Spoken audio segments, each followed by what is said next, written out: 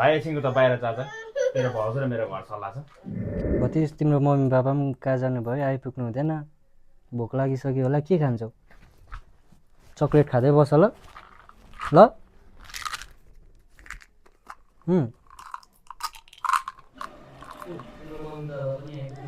भाइ एकछिनको त बाहिर जान्छ तेरो भाउजू र मेरो घर सल्लाह छ कहाँ एक्लै गएको भतिज पनि लैजा न अघि हामी गएकोदेखि यहाँ कोठामै लाखेर थुपारेकै गुम्साको होला एकछिन हावा खुवाएर ले काकासँग घुमेर आऊ ल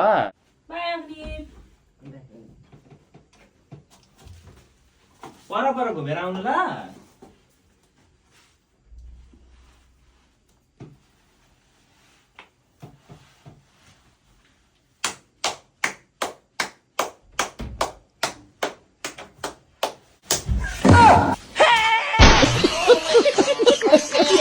Oh